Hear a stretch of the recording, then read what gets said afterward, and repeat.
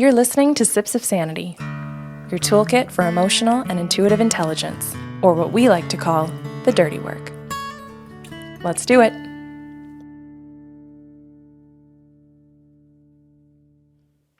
Hello, Kelly. Happy New Year, Karen. Happy New Year to you, too. We have a series to start off 2023 on boundaries. Amazing. And I picked it purposely for January because I thought, what better way to start a brand new year by looking at our patterns and what blocks us from actually setting boundaries. So this whole series is going to be on what blocks us. Okay, cool, because we've done boundaries in the past. So to understand our obstacles is going to be really beneficial. Yeah, and I know that it comes up for you a lot in terms of being a life coach, where your clients are looking to learn how to set boundaries. Now, I know that it also comes up in terms of energy healing, where people want to be balanced in terms of their chakras, thinking that if I'm in a balanced position, energy-wise, that I'll be in a better position to set boundaries with other people.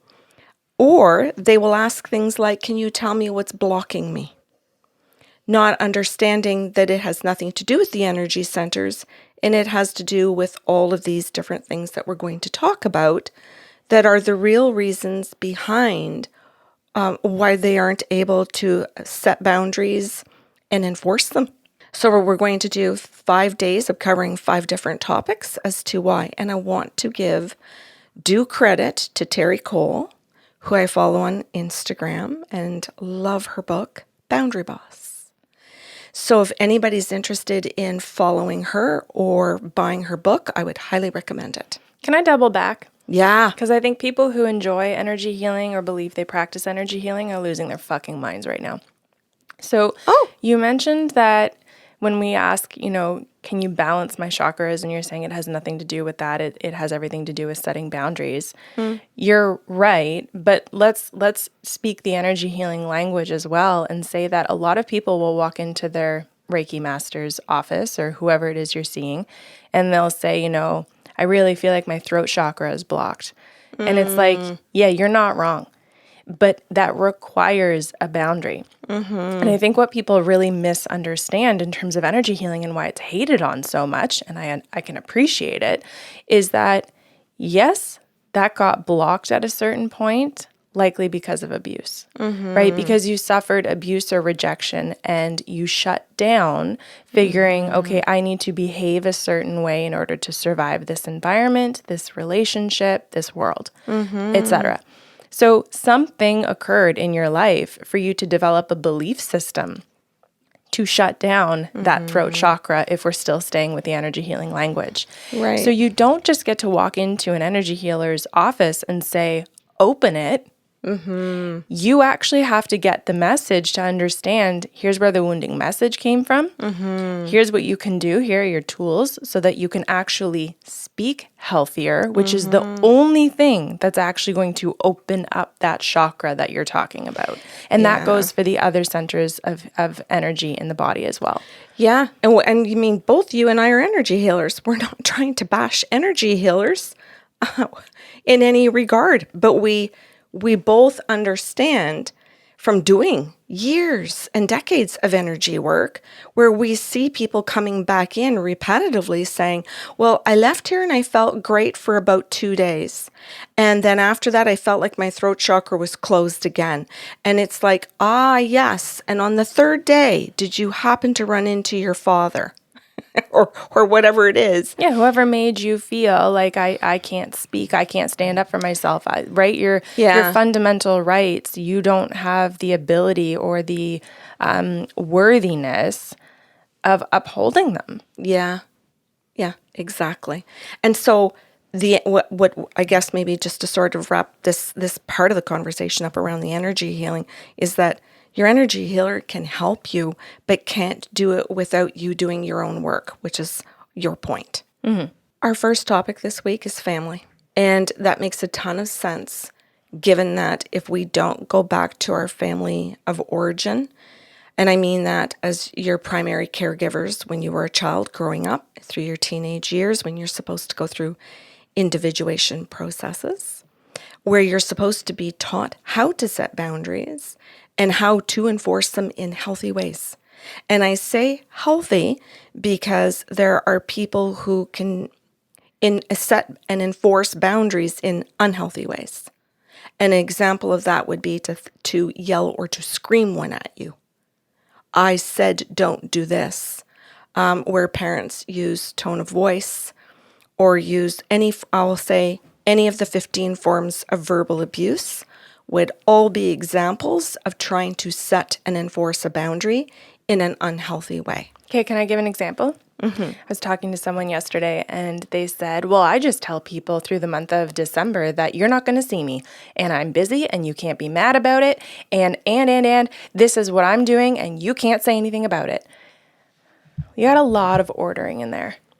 Right? Wow. It's okay. And here's where I think people get really messy is that maybe she, in fact, has identified that it's a crazy, chaotic time for her, that she doesn't have the time, energy, or desire for a lot of social gatherings. She's going through an evaluation process of what's important and what she's going to prioritize. But then she unhealthily started to order other people and told them what they weren't allowed to feel.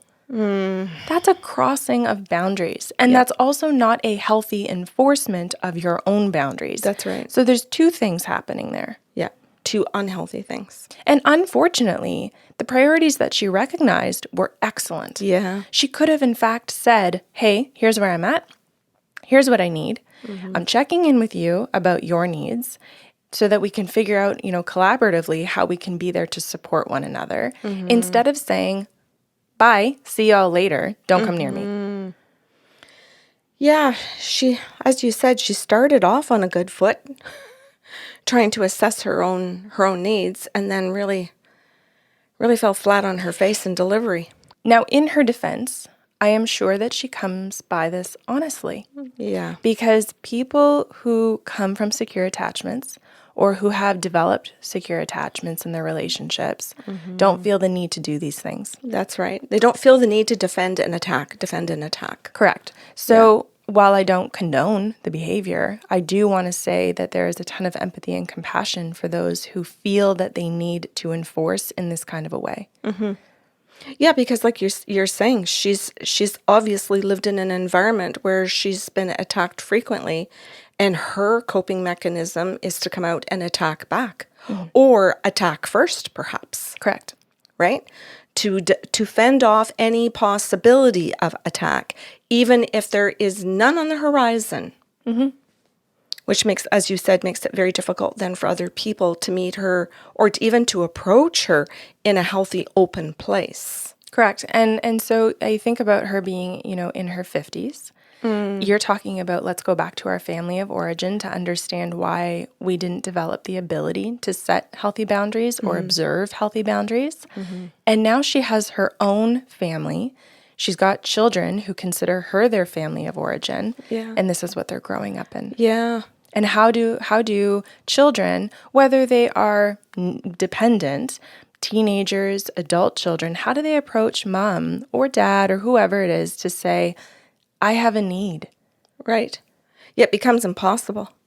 And this is one of, a beautiful point, that if we have parents who are putting their own needs first and not communicating in healthy ways to teach us how to set boundaries, because we're looking for them to teach us how to do it.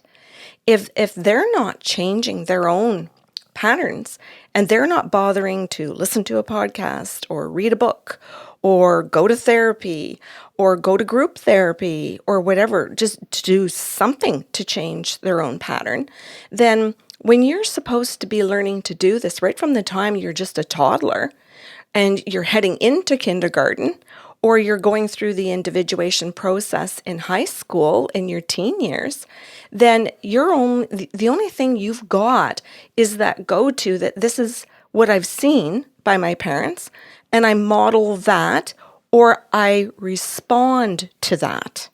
Or I do the opposite of that because I don't want to be it. And really, long story short, you're talking about perpetuating generational trauma. Exactly. And you may have a mom that does one, a dad, or two parents, whatever, I'll just say two adults, that may have two behaviors, and you look at both of them and they're both unhealthy, but you're trying to pick the one that you think that you're going to be able to live with because it's going to get you your needs met. Yeah. I want to say too, you can put yourself first as a parent. That is not the thing I want people to fixate on. She has every right to set a boundary with, this chaotic period in her life. And she doesn't also need the excuse of chaos to put herself first. That's right. However, you also have a responsibility while you're doing that to create collaborative conversations with the partner or the age-appropriate children to say, and while I go get my needs met, let's set you up so that you've got success while I'm absent. Yeah, and there you go. There's your secure attachment style. Yeah. Versus and I hear your words, Kelly, so I hear when you're discussing the qualities of the secure attachment family versus the chaotic, the disorganized, anxious avoidant attachment styles, which if anybody doesn't know those, we have another Sips of Sanity series on those. Fuck off. We even have a book club on it. Starting January 8th. We do. That's true. It's Attachment by Annette Cousin is going to be our next book read. Yes, on patreon.com/the Sarlos, which is also where you can find the rest of these SIPS episodes. Right. Yeah, the other 4. So if we go back to the family then, I want to cover a couple of more things. And one of them is where we have some family dynamics where there are 2 sets of rules. So you've got maybe parents that are saying, we set boundaries. This is what your father and I want, or your mother and I, or whoever, genders, whatever it is going to be for you. And they have their own set of boundaries, but there are no boundaries for the children. So the parents demand that the children respect and follow the boundary rules for them. But parents can do the exact opposite. So for instance, say you have teenagers in the home and parents say you're not allowed to come into my bedroom, or you have to ask before you go into my purse. But you have children and you go through their purse. You go through their bedroom. You go through all of their personal belongings. So there's an example of double standards for boundaries, which then you can well imagine that those teenagers can hardly wait to have their own kids. Like some of them are going to be so anxious to have children without even knowing it, because they may want to then be able to turn that on their own children and say, now it's my turn. Mm-hmm. And so now I'm going to become my parents, and I'm going to do the same thing and enforce the very same rules because my parents did this. And again, you said, not even knowingly. It's not necessarily because my parents did this. It's because I want the balance of control to shift. Yeah. And this is one way to do it, is to have someone dependent on you so that you've got ultimate control. Yeah, and that leads also into other scenarios where you may be 50 and you still got parents doing this to you. And now you're a boss at 50 years old, and so you're crossing all of your employees' boundaries. Mm. Because like you said, you're still looking to create some sense of power control in your life. And, you might think, oh, it's not an issue. I'm 50 years old. I'm over all of that. When in reality, you're not in the least. Mm-hmm. And in the very same kind of scenario then, Kelly, you may be doing the very same damn thing where you want that balance of control over your siblings, where you cross your siblings' boundaries the way that your parents crossed yours. Mm-hmm. But you expect your siblings to adhere to yours, much like your parents did to you. And so it continues. And can you imagine if this is going on in a large family, and then you have all the in-laws and all the grandchildren, and as you said, that this can continue from generation to generation then. It creates quite a mess. Okay, I'm just gently and quickly going to touch on one topic because we'll go into it more in another show. But I wanted to talk a little bit about religion and how in some families, parents will use religious rules, honor thy parents, like from the Bible. That's just one example. I think that's the 5th commandment. To try and enforce a boundary. Did you have to look that up? I did. Because I feel like you've done enough recovering that you wouldn't know what number it is. I didn't. Yeah. Okay, that's good. That's funny that you've caught me, but I'm glad that I don't know it anymore. Recovery looks different for everyone. I am glad that I didn't know it, but I did want to bring it up because I remember very much being raised in stuff like that, where you went into, your parents used religious dogma, and I'm not picking on Catholicism. I'm saying it's in all religions. You're using an example you're familiar with. That's all from my own childhood, where parents and family members want to use religious texts to enforce boundaries that are, and I'm going to say this, that are unhealthy. And I'm not saying every religious boundary is an unhealthy one. Mm-hmm. I'm saying some, and that we need to be aware of those, because parents who want that imbalance in control are definitely going to find every one of those unhealthy religious beliefs, and they're damn sure that they're going to hone in on those and drive those home to everybody. Yeah, whatever benefits them. You got it. Yes. Okay, well, that's going to be a fun episode. Is that Wednesday? I can't remember off the top of my head. Good enough. Is there anything else that you want to add before we close the show? Yeah. So a good question to ask yourself then is, when you were growing up, were you able and encouraged to have your own thoughts and to be aware of and express your own feelings?